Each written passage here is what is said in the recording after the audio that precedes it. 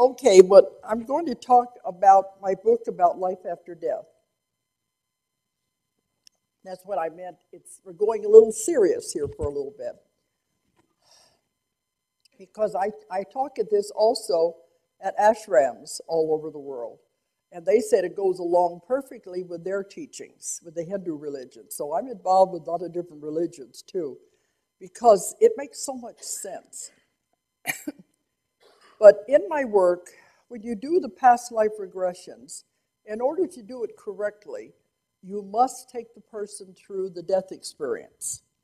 And a lot of hypnosis classes say, no, no, don't touch that, it's dangerous. It is not, because I've done thousands and thousands of people, and I've had them die in every way imaginable you could think of. And nobody's been harmed if you know what you're doing.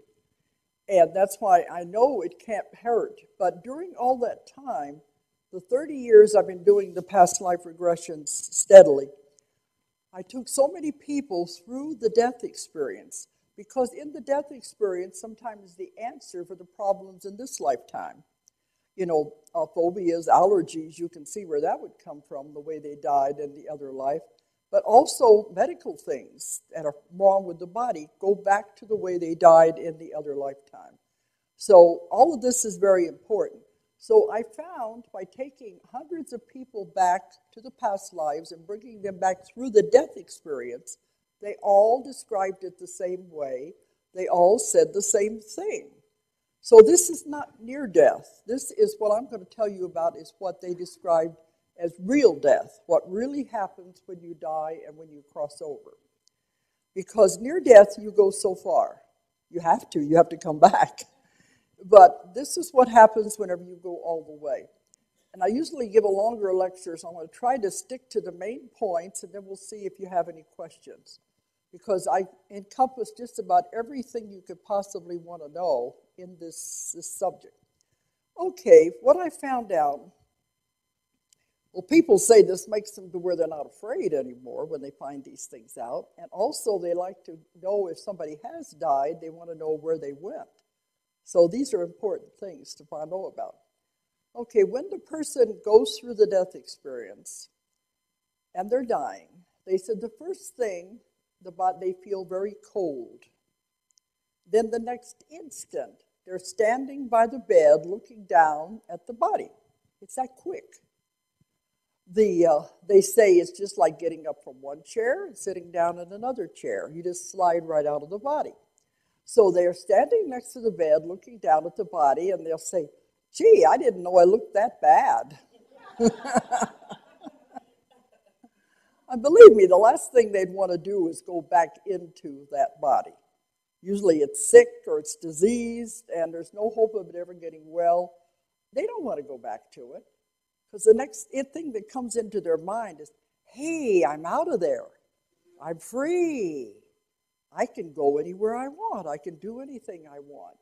So that's what they want to do. They want to go on. They want to go home, really. It's the people who are left behind are the ones who grieve about it. They want them to stay with them. But do you really want them to be back in a body like that most of the time there's no hope for them? It's better to realize to let them go, because when you hold on to it, you're being selfish. It's just for yourself. I'm going to miss them. I want them to be with me. I don't know what I'll do without you, that kind of thing. It's a selfish thing, because really the parts I'm going to go through is you make a contract when you come in.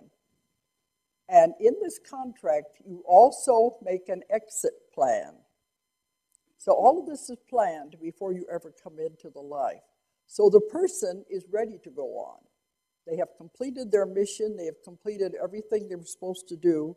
They don't know this consciously, but it is part of a plan. So the person who is grieving doesn't understand that. It's time for them to go. They are going back home. And you have to continue with your life as part of your plan and your contract.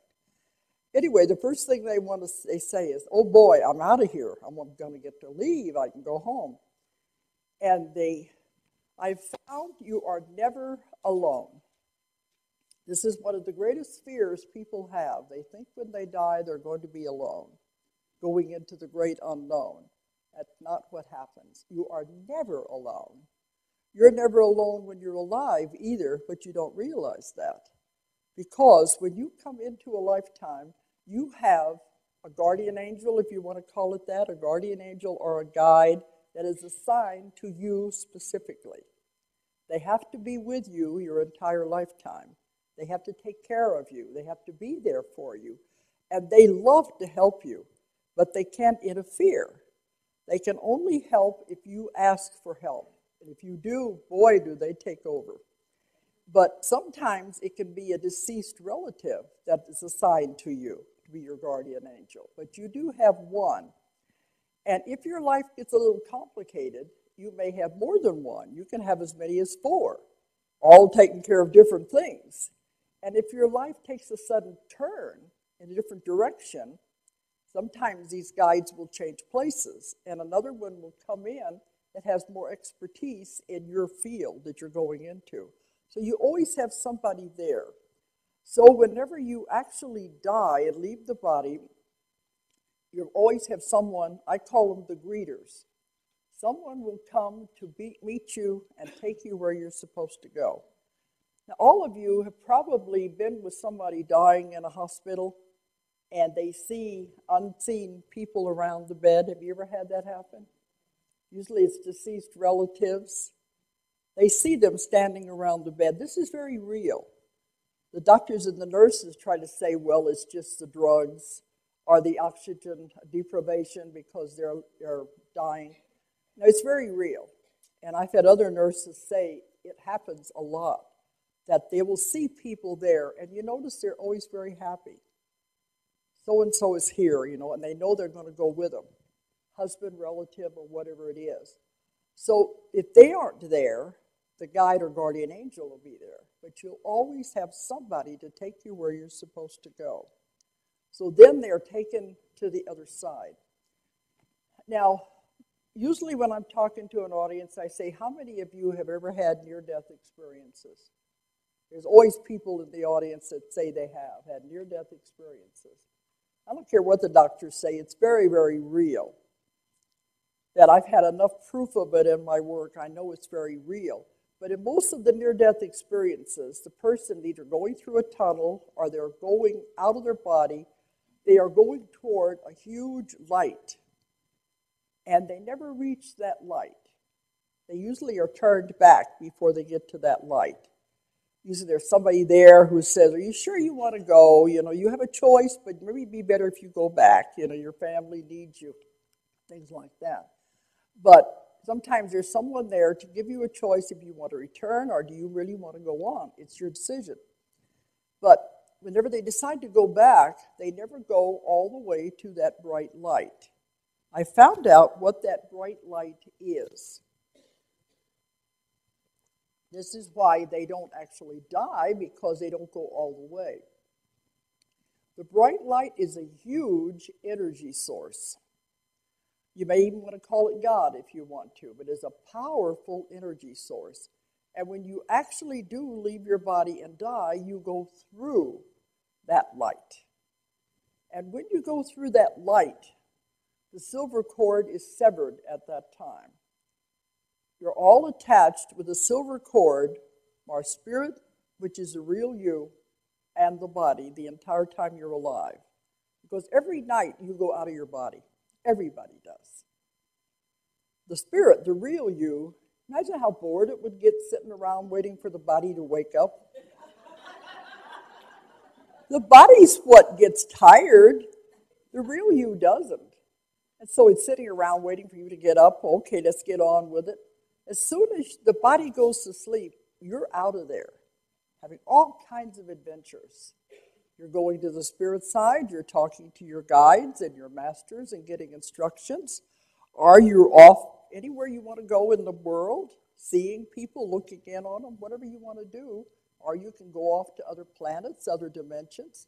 You do this every night, but you don't know it because, you're not supposed to know it for one thing. It'd be too confusing. But the only way you remember is if you have dreams of flying, our dreams of strange, unfamiliar places. So we're off having all these adventures every night.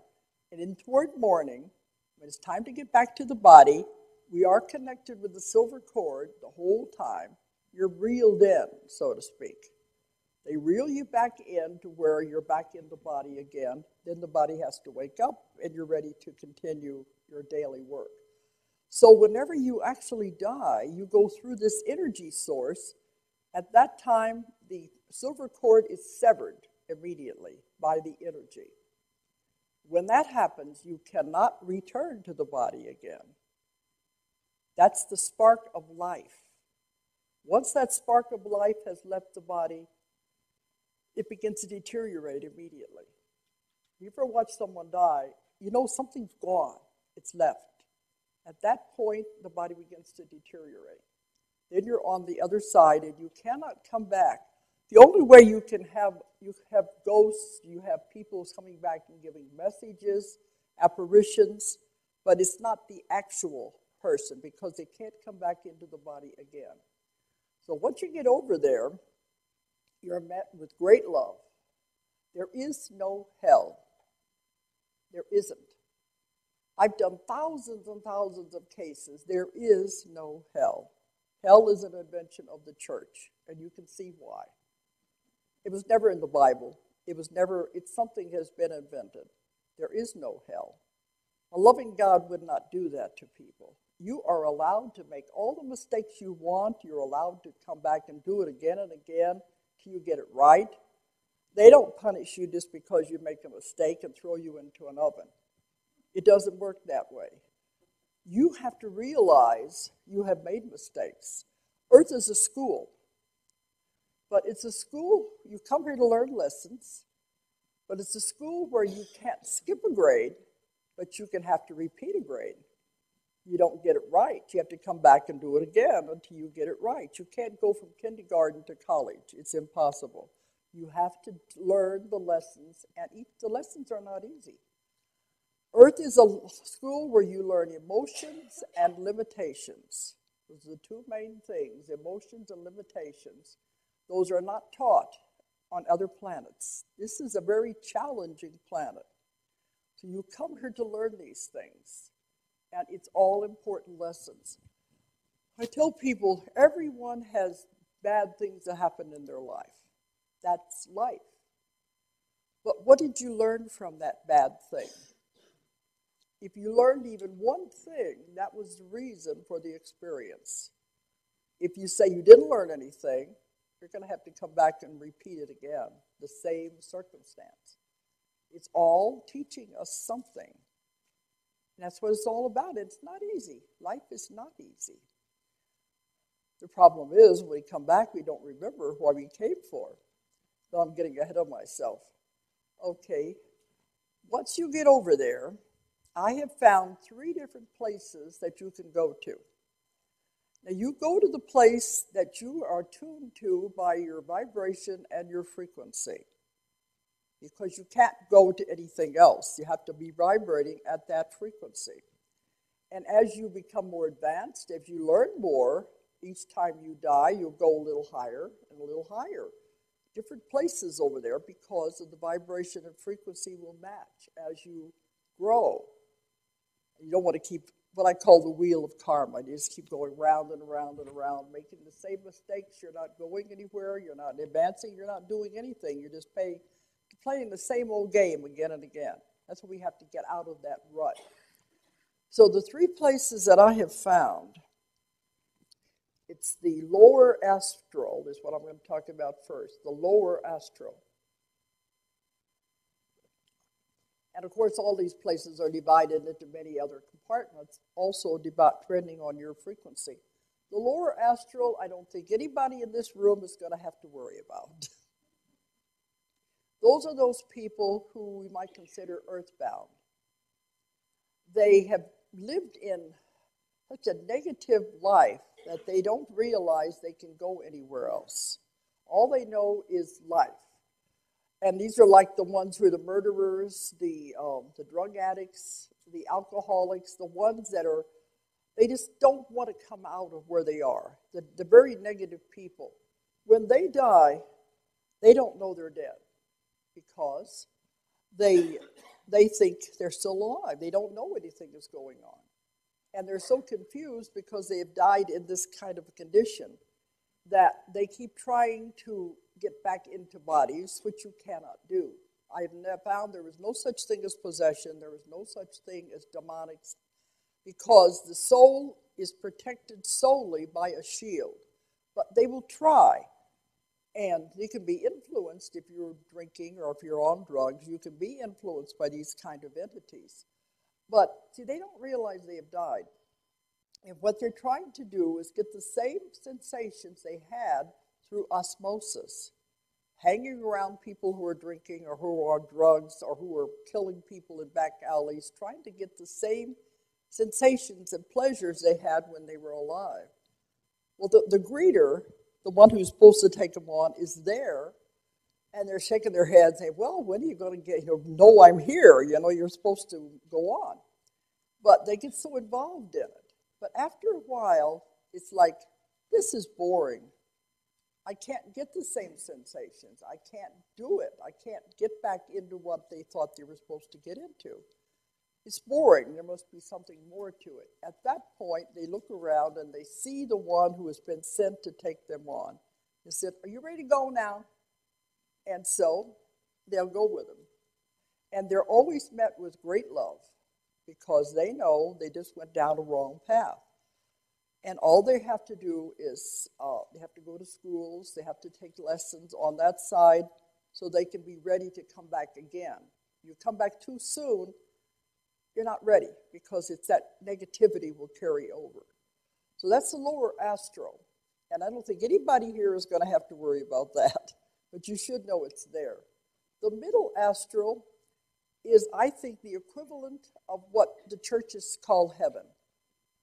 It's very beautiful. It's very wonderful. They've all described it the same way, that there's a beautiful lake, there's hills around the lake, there's all kinds of houses.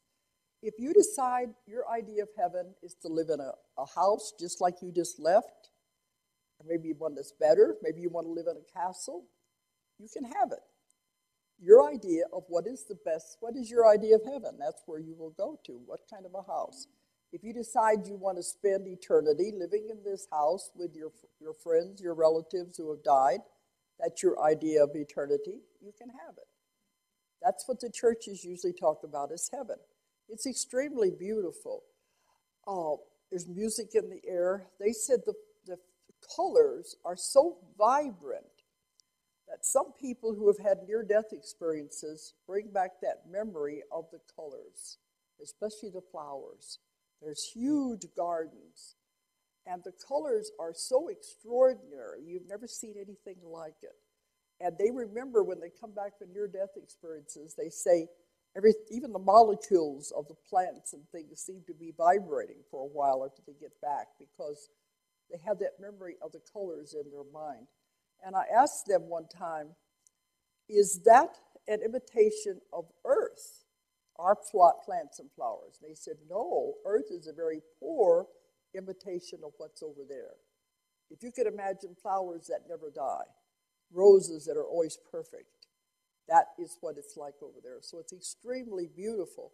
So they go and they're living with their relatives, doing everything they ever wanted to do, and it's the idea of a perfect heaven. The only problem is, it doesn't last. That's not the way it is. What are you learning if you just had it perfect forever?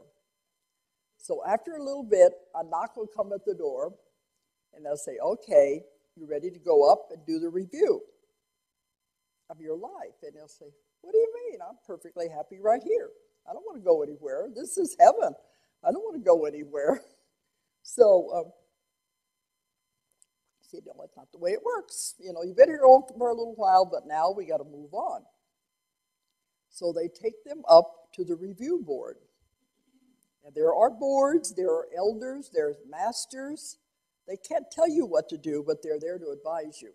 So you go up and look, and they're going to show you your life.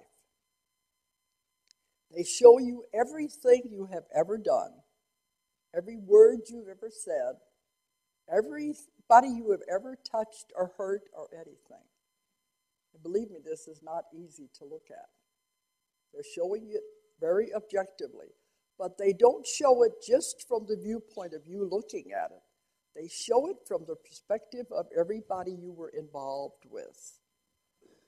You begin to see it from their eyes, from their viewpoint.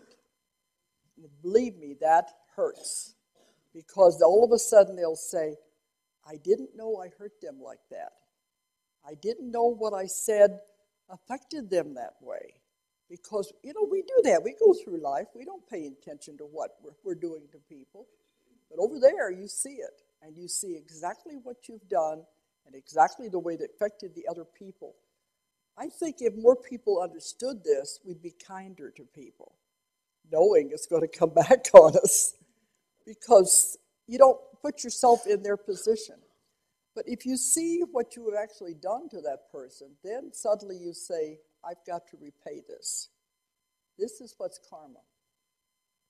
I can't let this go by. I have to do something to repay what I have done to that person. So then you talk to the other soul. You say, well, we didn't do such a good job, did we? Maybe we ought to go back and do it again. This time, you be the husband, I'll be the wife. You be the mother, I'll be the child. Because you can switch roles around any way you want. It doesn't make any difference. It's all a play anyway. It's just a game. It's all a play. I've had people go through the death experience, and when they're up on the other side looking down at it, they'll say, it was just a play. I see all the actors in the wings getting ready to come on and play their parts and put on their costumes. It didn't mean anything. But they said when I was there, it was so intense. It was so much emotion. And I was in the middle of all of this. But they said from over here, it's like a blink of an eye. You can look at it from two different things. We get caught up in the illusion. These are the things that are important for people to know about. And it is just a game, just a play. But we're playing different parts. You have a body. You are not a body. This is just a suit of clothes, I call a costume, you put on to play this part at this time. The next time around, suits of clothes, no matter how much you attach to them, how much you like them, they are going to wear out. You have to eventually throw them away. And when that happens, you just get another suit of clothes, another costume to play the next part that you're going to have to come back and do again. So you have to make these plans, and you have to make your contract with these people. Okay, let's go back and let's do it again. Let's try this time. Sometimes they've gone through a series of lives with the same people making the same mistakes again and again and again. And it's finally time to tear up the contract and say, it's not working. Let's just forget about it. We tried, but it's not working. So this is what happens in the middle astral. The upper astral is my favorite place because I love knowledge. I'm so curious. I love research. I want to know more. The upper astral is where the schools are. And the Temple of Wisdom complex is my most favorite place. And you got to remember, in my work, I've heard hundreds and hundreds of people describe these same things again and again and again. If they all describe the same things without knowing what the others have said, to me that gives it validity because it's like a scientific experiment. But they describe the Temple of Wisdom complex. It is composed of many different parts. They're like huge temples. They look like Roman temples with the big pillars. Well, one of the parts that they talked about is the healing temple. And I was told I could do a great service to people to let people know about this because you don't have to die to go there. You can go there in meditation. You can go there in your dreams at night to the Temple of Healing. And they showed me long lines of people lined up. They've just died, and they have to go to the Temple of Healing first, like a cleansing, before they can go on to where they're supposed to go. And as they come in, there's always a guardian of each one of these parts. And the guardian of the temple, the greeters brought the person in. They take the person into the center of this dome-shaped room. And the top of the dome is full of beautiful stones, every color you can imagine. And the light comes down. It is just beautiful, shining down on the floor. And the person stands in the center of this and is bathed in this beautiful light. And what it does, it takes away any residue of anything that you've gone through, maybe the death or anything you've gone through in that life. It just washes it all away so that you can go on to where you're supposed to go. But they said if people wanted to go there and be healed, they could also picture it and go there at night, because they said they can tell the ones who are not dead. They see the silver cord trailing behind them, and they know that they're there for a different reason. Another part of the Temple of Wisdom complex is the tapestry room. And I've written about this in many of my books. The tapestry is huge, and it goes for miles. It's on one huge wall. And the people that have seen it said it's almost like it's alive. It's a fabric, but it's like it breathes. It's almost alive. And in this tapestry are many, many threads. Every one of you has a thread in the tapestry. It's the thread of life. And it's the story of your life is in these threads in this tapestry. And it shows how it all interweaves and all interconnects, how we all affect each other and how we're all connected together. So it's like you're one, but you're also everything. So everybody affects everybody else in some way as it all interweaves. And they told us that it'd be very important for people to realize you don't know how much you affect other people. What you say, what you do affects everyone in your life. This is because we're all interwoven and we're all affecting each other. So the tapestry of life is very important. You can see we're all, once you understand these things, there's no prejudice, there's no judgment, because we're all the same. We're all trying to learn something and get out of this rat race off of the wheel of karma. We're all here for the same reason in this school. You can't judge people. They're just at different stages of their growth and different classes that they're taking. So the tapestry is very important. And it's been explained in several of my books, if you've read mine, about that. What happens when people go into the tapestry and go on the other side into our concept of time. Okay, and my favorite place is the library. Because every time I go there, there's always a guardian. Now, I don't go, I'm taking my person there, but I feel I've seen it enough that I know what it's like, and it's beautiful. There's a guardian of the library. So when you come in, I come with the person, and the first thing they want to know, okay, it's you again. What do you want to know now? Because they know me. So that everything I've written about, my research, I ask them questions, I can have the information, because the library contains every information you could think of. This is how I got the information I wrote about Earth mysteries, about Atlantis, all these things by going to the library. Because the library has everything that is, all the knowledge that has ever happened and all the knowledge that ever will be, that we cannot possibly imagine, is all in this library. So to me, it's a most favorite place. And if you want, you can see it as books. You can see it as energy. People have asked me about the Akashic records. They're there also. You can have access to them. But this is the way you want to obtain the information. You can do it by reading or by accessing the scrolls or however you want to get it. But there are other ways to do it also, and this is how I've got a lot of the things I've written about. Along the sides of the library are rooms. In these rooms, it's rather like going in Star Trek in the holodeck. You step into those rooms, and if there's something you want to know about, it appears around you, and you're right in the middle of it, and you can see it happening.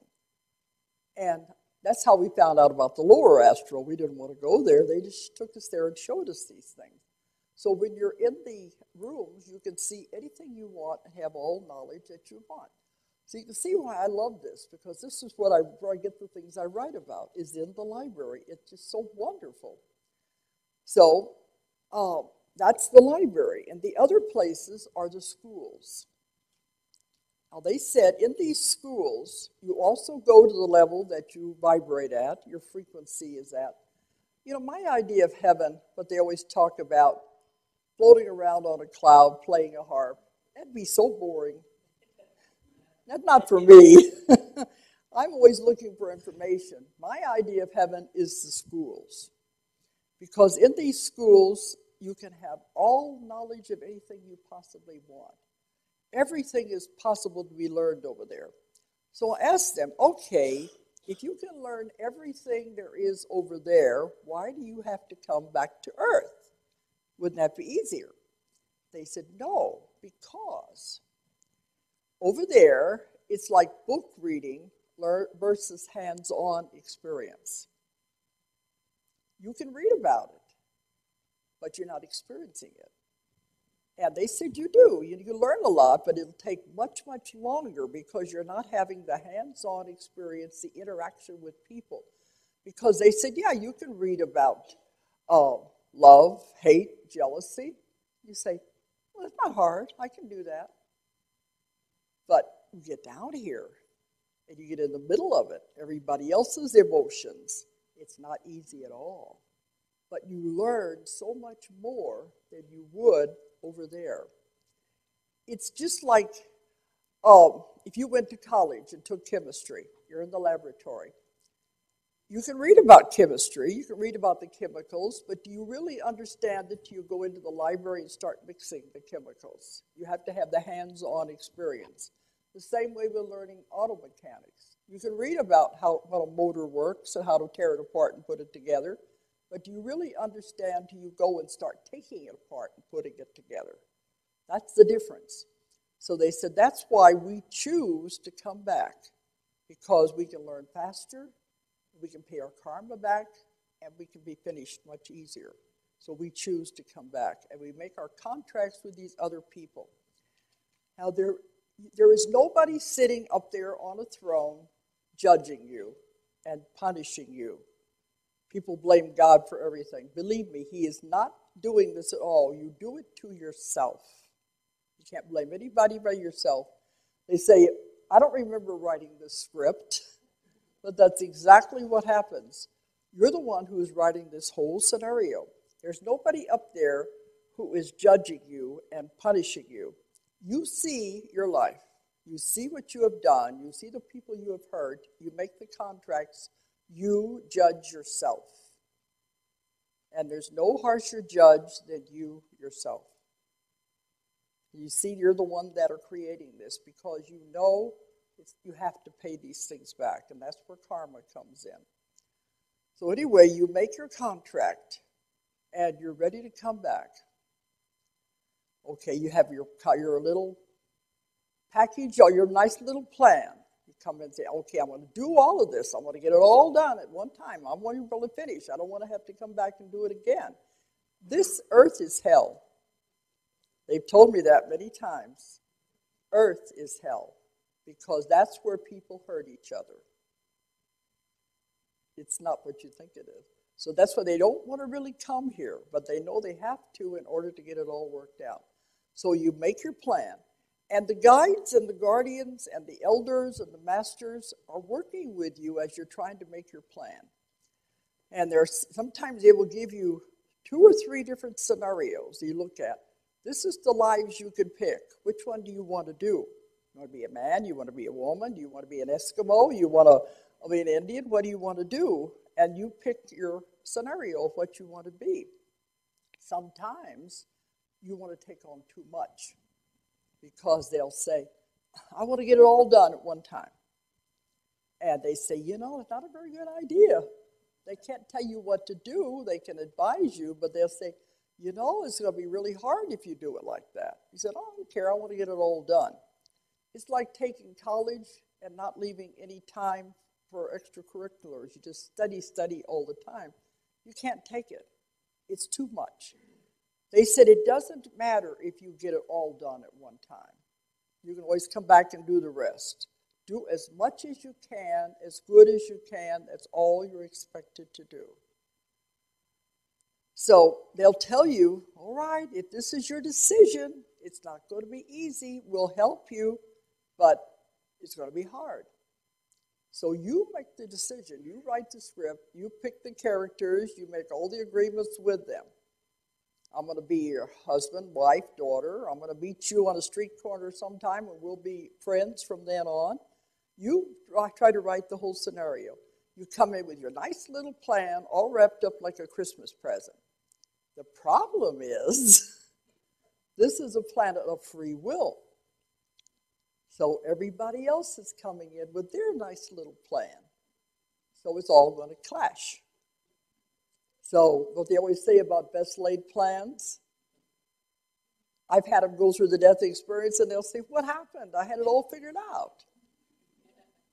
Life happened.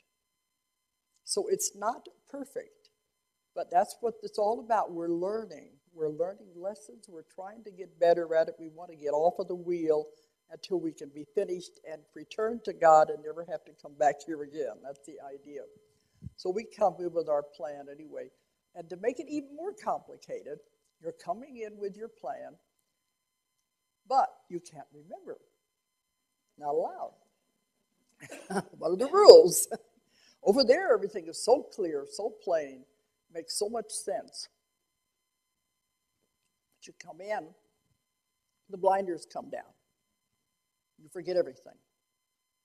And I asked them, I said, wouldn't it be a lot easier if we knew why we were coming here?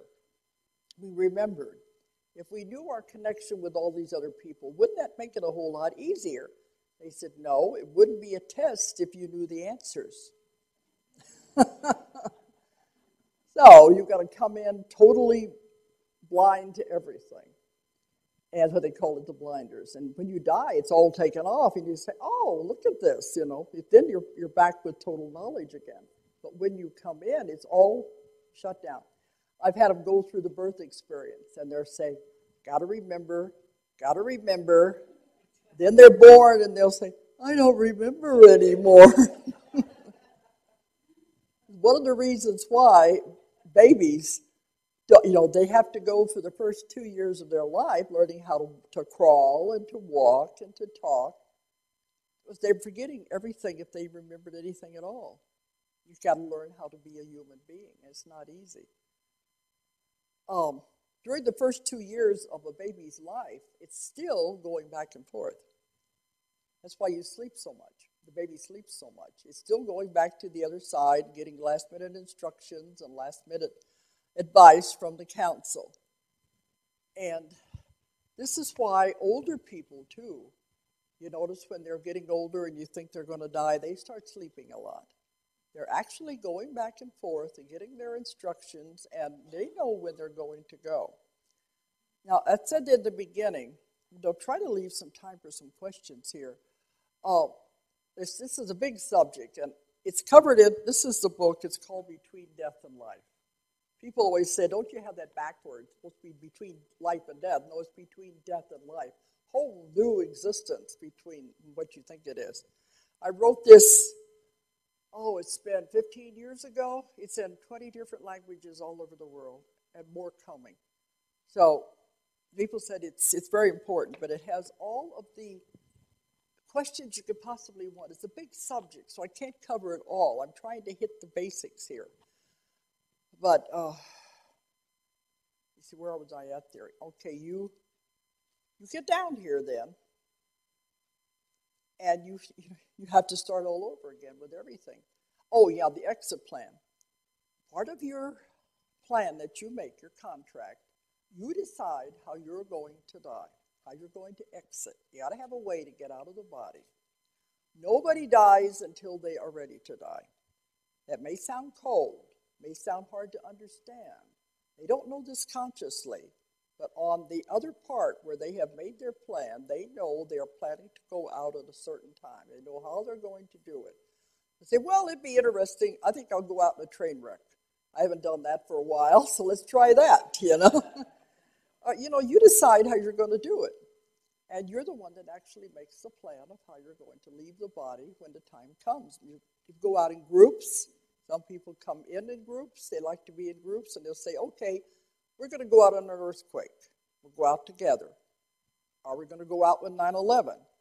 Nothing is ever an accident. It's all planned ahead of time. So when you look at all these things, you can look at all of this from a totally different perspective.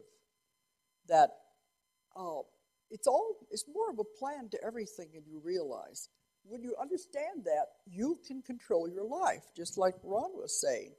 I give lectures on that too. Once you realize everything in your life you have put there, you have created, you have done it. People don't like that because sometimes their lives are a mess. But when they realize you have put it in your life, if you've created it, you can just as easily uncreate it. Once you realize the power that you have, we are a creative being. We can do anything we want. But I like to think sometimes if the person makes changes in the way they want to go out, they can stay longer if they want to. Because I've had so many different things like this happen. But really, when it comes time to go, you have decided to go. Dr. Bonnet, who spoke here the last 2 years, I published 3 of his books, and he's a wonderful man. He was 45 years as a doctor, and he was the head of a hospital, and he was trying to teach how our minds heal the body. And he said that when he was in the hospitals, they would have a code blue, somebody with a heart attack, and it was an older person. He was taking his own sweet time getting to the room because he said he knew they wanted to go. Why keep them here? And he was waiting for, they want to go, let them go. And he said a lot of times he'd be standing around the bed with the other relatives, and they're all crying and everything, and he was telling them, let Grandma go. She doesn't want to be here anymore. They're the only ones holding on to. He said she's sick, she's tired, she wants to go. But it takes another way of looking at all of this. And I don't know if this is bothering you or not, but people say when they realize what it's really about and where they go, and it's so extremely beautiful over there, their home, and they're so happy that you wouldn't feel bad about it. So there's a whole lot more to it, but Julie, you back there? You want to get the microphone? And I've got time for some questions anyway. But there's a lot because I don't think there's any, some questions I wait because they're pretty serious. And so if I give a longer lecture, we try to cover a lot of these. So just cover as many questions as we can real quickly here. Okay. I'll go over there first. They had their hands up first. Okay. But it's a lot to this anyway. Okay. And I've spoken in Unity churches about this, and the Ashram said this fits in exactly with their beliefs too. Yep. This is kind of a silly question, but when you're out traveling and astral traveling at night, and it comes that 3 a.m. time that you have to get up and go to the restroom. I didn't get that one. Okay, when you're traveling and you have to wake up in the middle of the night. Oh, when you're out of okay, your body, does your cord does the cord come back in when your body becomes awake again? You're for reeled that in. break? Yeah, you're reeled in when it's time for the body to wake up. This is like when you have to go back in, you have to go to the restroom. Well, yeah, the body is saying, I need attention. So it brings you back in. Yeah. And the other question is, when you are ready to exit, do you have that innate knowing that it's my time? They're ready to go. Okay. I would like to say some people have told me sometimes they wake up in the morning and they feel paralyzed and it scares them because they can't move. All it is the connections have not been put back together again, and the soul is entering the body again. You just wait a few minutes and it'll all be hooked back. Sometimes the person wakes up too quickly. Maybe there's a noise or something that wakes them up before they're all the way back in their body. I had one woman said she went to the doctor. He spent $7,500 on sleep tests. And if all it was that she just wasn't hooked back up as she's coming back in the body. These things are simple to understand when you understand how it works. Okay, one behind? Yeah. You're a mother, have been a nurturing mother. You pass away, and I understand the part about going to heaven, following the light. I don't believe that they're up there playing golf and get to live in a beautiful house or anything like that. My thought is that they come back down, that God sends you back down into somebody that needs your help. Like my mom passed away. Yeah. I have a sister that is dying of cancer. I just can't imagine my mom just hanging up out there, having a good time, and God just sending her to school, and she's not helping my sister. How do you know she's not helping her? Oh, I know she's got to be. That's where she is. That's like where she's got the allies. Relatives are assigned to come back and take care of the ones who are still alive, if they're needed. Yeah, I would think so too. I just, But otherwise, they're sitting up there, and they're asked, "Do you want to come back?" And they said, "Oh no, they'll be here in a blink of an eye. Don't worry about it. They know you're coming." So they've got their own life to live. I don't know if that makes you feel any better or not. No, they know you'll be there eventually. Well, especially a child. When a parent passes, okay, there's usually a succession that you expect, and when a younger child dies, I have had that many clients come to me that their children have died and they're very upset about it. And during my work, we can contact the part of them that has all of the answers, and always says the same thing. Their contract was finished. They did what they had to do. They left. It affects us, but they knew what they were doing. That soul is never a child's soul, is never a baby's soul. It's been around forever. So it makes a decision. Okay, I'll go in, I'll just live for a few years. Maybe my mother will learn something. Maybe the relatives will learn something. You have to look at it from a different viewpoint. Did you learn anything or not? That's the thing. So I do a lot of counseling with parents. Because that's part of my work as a therapist. I do work with these people on their problems. And so I've heard this a lot, and it does help them. I had one woman who was grieving for her sister. And instead of going into a past life, she went to the other side, and she saw her sister walking toward her through this beautiful garden. And as she got up, she was talking to her sister, and she says, "What happened? We thought you were getting well. What happened?" She said, "It was my time." She said, "Let me go. Can't you see how beautiful it is? Live your life." Because it was her plan. But she said, "Can't you see how beautiful it is? Let me go." And I did what I was supposed to do. And you look at it from a different viewpoint like that, it takes a change of where we've been taught. But you can see everybody has their own plan, and your part in it is, how do you react to it? How did it affect you? You learned something or not? Okay, we got just a little Just bit. one more question I want to ask about something I've been wanting to know for a long time. This is not an easy subject, I know. So I deal with this a lot, yeah? I've studied this subject a lot too, and I know a lot of the things that you've said, but the one thing I've always questioned is someone that comes in retarded, are they going to be able to, or many things that they come in with real severe ailments or something, are they able to make a big step in that one lifetime? Mm-hmm. Is that what that's about? Yes, because you make yourself sick. There are more souls in line for the handicapped bodies than for normal bodies. You can see why. Because usually they can pay back more karma in one lifetime than it would take them 10 lifetimes to pay back. They're learning a lot, but what are they teaching others? The person who takes care of them? Anybody they come in contact with? How do you react when you see a handicapped person? They teach you everybody they come in contact with. And you're learning something from everyone you see. So there are more people in line for the bodies that are handicapped and diseased because they're learning and they're teaching other people. When I see somebody who's in a wheelchair or who's a retarded child, I just think, you chose a hard one this time, didn't you? It's a different way of looking at it. Okay, just a few more here. There have been accounts written of people who have had near-death experiences that have been very, very negative. I've And never had a negative one. But I mean, I have chosen not to read those because I didn't want that in my consciousness.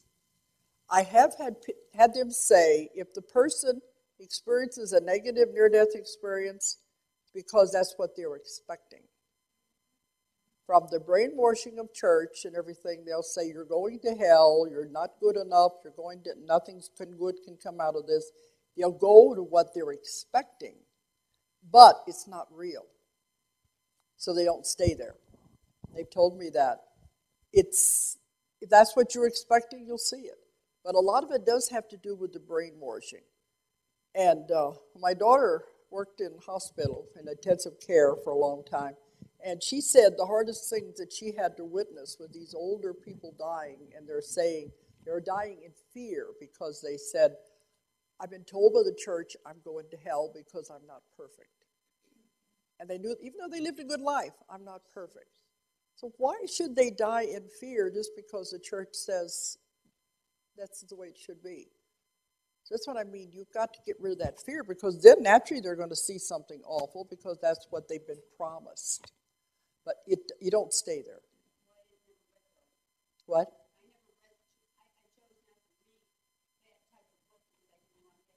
Yeah, because there are people that write these kind of things. But I've done enough cases and they've told me time and time again, it doesn't happen. But if you're expecting it, anything you believe is real.